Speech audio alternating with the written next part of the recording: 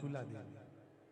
देखिए, देवराज ब्राह्मण चोरी करने के बाद भी भगवान शंकर के धाम गया है। उसका एक कारण था कि देवराज ब्राह्मण की माता एक लोटा जल शिव को समर्पित करती थी। कितना जल? जम के बोलिए जरा। एक लोटा।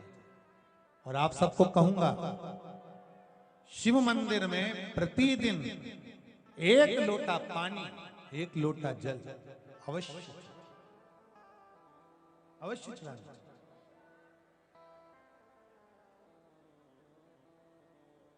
एक लोटा पानी भगवान शंकर को अवश्य चढ़ाना। क्या होता है? 3 दोष समाप्त होते हैं एक लोटा पानी शिव जी को चढ़ाने से। 3 दोष। पहला पितृदोष, दूसरा वास्तु दोष और तीसरा कालसर्प दोष। जब हम घर में से जल लेकर जाते हैं तो हमारे घर का पानी जब जाता है तो घर का जो वास्तु केंद्र होता है वो रसोई घर होता है। रसोई घर में से जल ले जाकर शिव जी को चढ़ाते हैं तो उससे वास्तु दोष समाप्त। दूसरे नंबर पर है पितृदोष। घर का जो मटका होता है, परिंडा होता है, हंडा होता है, वो पितरों का स्थान होता है। उस पितरों के स्थान पर जो जल भरा होता है उसमें से अगर भाग भगवान शिव को चढ़ाया जाए तो पितरों का देवता आर्यमा भगवान शंकर के कहने पर चलता है। इसलिए वो भाग जब शिव को प्राप्त होता है तो आर्यमा संतुष्ट होकर पितरों को भी फल प्रदान करता है। तीसरे नंबर पर कालसर्प दोष। भगवान शंकर को एक लोटा पानी अगर चढ़ा रहे हो, भगवान शिव पर एक लोटा पात्र जल का अगर चढ़ा रहे हो तो आपका कालसर्प दोष समाप्त। कालसर्प दोष होता कैसे? शंकर भगवान का चढ़ा हुआ जल तुलसी जी में चढ़ाने से पत्रिका में कालसर्प दोष हो जाता है।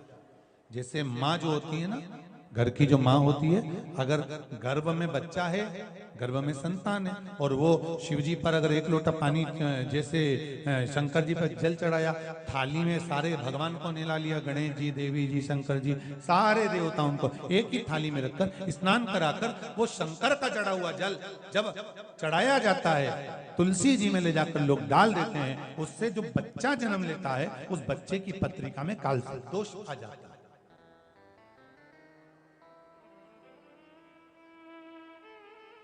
इसलिए शिव महापुराण की कथा कहती है सारे देवताओं को भले एक ही थाली में स्नान करा लो, एक ही पात्र में स्नान करा लो, पर देवाधिदेव महादेव को एक छोटे से पात्र में अलग से स्नान करा लेना चाहिए, अलग से।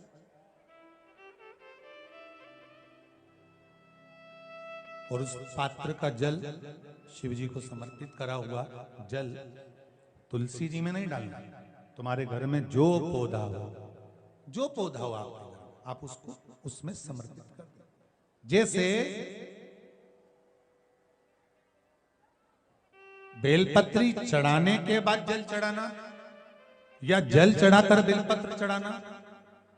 एक पत्र है, बड़ा सुंदर है, छोटा सा भाव, प्रश्न अच्छा है, आप सबके हित का।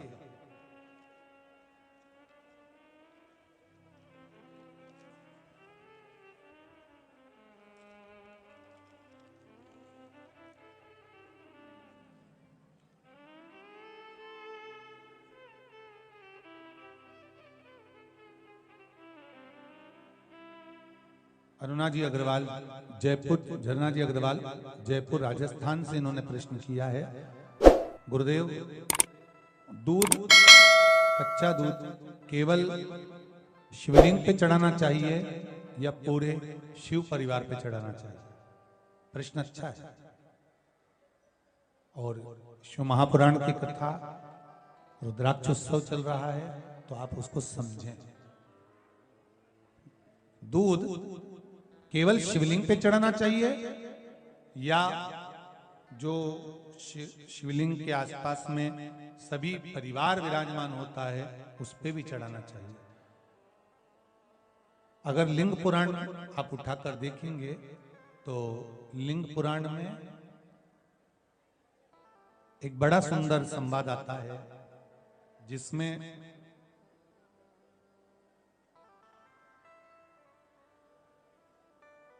पीले कलर के शिवलिंग का वर्णन आता है। सफेद, लाल, पीला और काला, ये शिवलिंग का आपको पहले वर्णन करा है। ब्राह्मण सफेद मट्टी का शिवलिंग बनाता है, वैश्य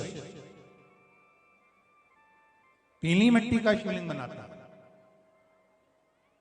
क्षत्रिय लाल मट्टी का शिवलिंग का निर्माण करता है, शूद्र काली मट्टी का शिवलिंग का निर्माण करता है। काली मिट्टी के शिवलिंग का निर्माण करता है। ये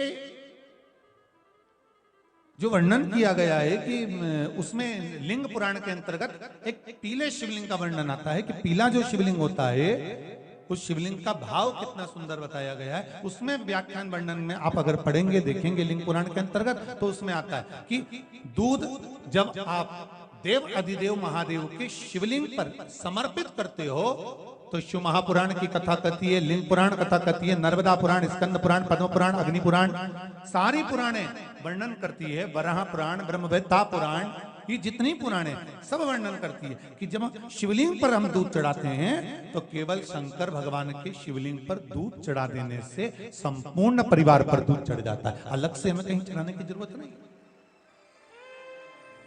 अलग से हमें कहीं दूध ले जाकर चढ़ाने की जरूरत नहीं कि हमें गणेश जी को अलग से चढ़ाना पड़ेगा, देवी जी को अलग से चढ़ाना पड़ेगा, कार्तिकेय जी को अलग से चढ़ाना पड़ेगा या नंदी को अलग से चढ़ाना पड़ेगा।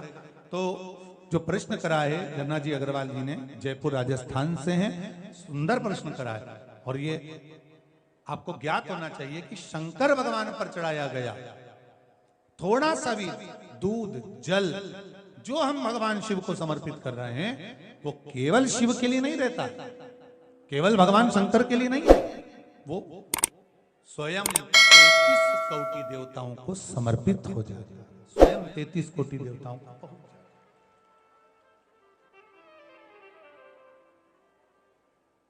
अलग से देने की जरूरत नहीं होती।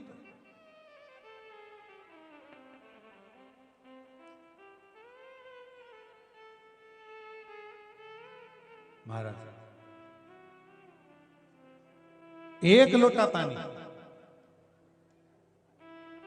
बेलपत्री आप शिवलिंग पर पहले चढ़ा रहे हैं, उसके बाद जल चढ़ा रहे हैं। दूसरा, जल चढ़ाने के बाद बेलपत्र चढ़ा रहे हैं। ये दो अलग अलग क्रम है शंकर भगवान की पूजन के। आप समझ लीजिएगा जरा, ये प्रसंग कभी नहीं आया, आज आया है तो उसको समझ।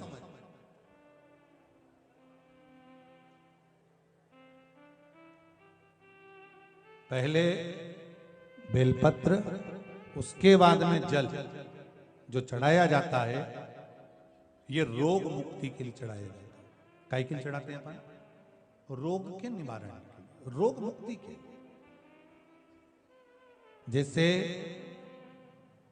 कोरोना महामारी के अंतर्गत अपन सबने स्मरण किया है ऑनलाइन शिव महापुराण में कि एक वर्णन किया था कि अगर ज्यादा स्वास्थ्य गड़बड़ हो रहा है तो एक लोटा दूध था और एक लोटा पानी बेलपत्र रखकर फिर चढ़ाने का उस समय पर वर्णन किया था।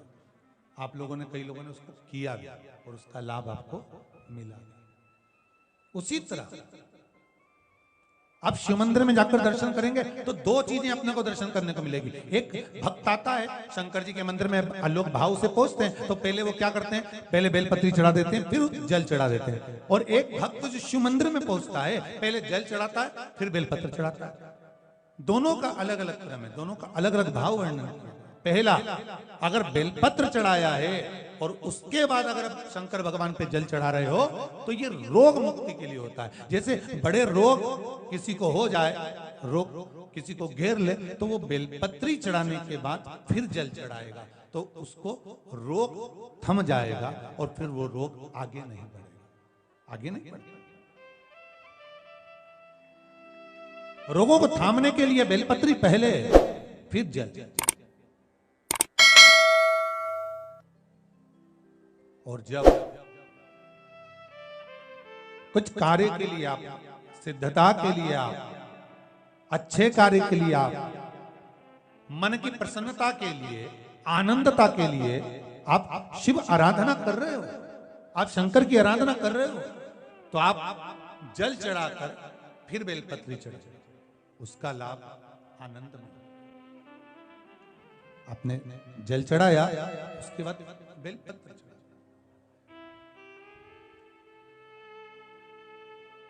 बस एक बात का स्मरण आपको होना चाहिए शिव महापुराण का, कि जब भी आप भगवान शंकर को बेलपत्र चढ़ाते हैं, बेलपत्र समर्पित करते हैं, बेलपत्र समर्पित करते समय प्रयास करा करें कि ये बेलपत्र को जब भी आप समर्पित करें, प्रयास करें कि बीच की जो पत्ती होती है बेलपत्र की, मध्य की जो पत्ती होती है, उसको अंगुष्ठ से पकड़ा जाए। उसके बाद में आप फिर बेलपत्री को शिव पर समर्पित करें, प्रयास करिए। बेलपत्र जो हम भगवान शंकर को समर्पित करते हैं, उसका मध्य जो भाग होता है, बेलपत्री का जो 3 देवताओं का मध्य जो भाग होता है, उसको पकड़कर बेलपत्री को शिव को समर्पित करना चाहिए। पूर्व की कथाओं में यह भी वर्णन किया है कि बेलपत्री की डंडी का मुख कहां होना चाहिए। पूर्व की कथाओं में यह भी बताया गया है कि बेलपत्री की तीनों डंडियों के बीच में, तीनों पत्तियों के बीच में जो खाली जगह होती है, डंडी होती है, उसका क्या महत्व है, ये पूर्व की कथा में पहले बता चुके।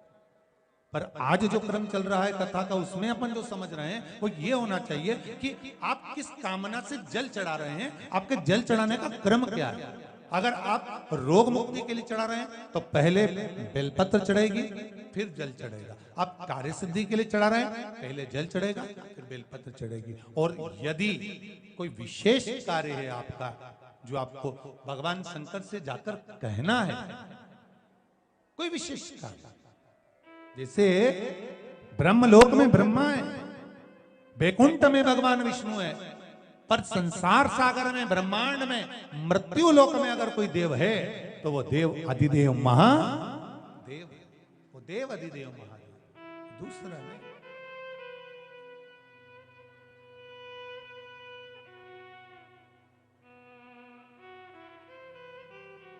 कोई दूसरा नहीं है।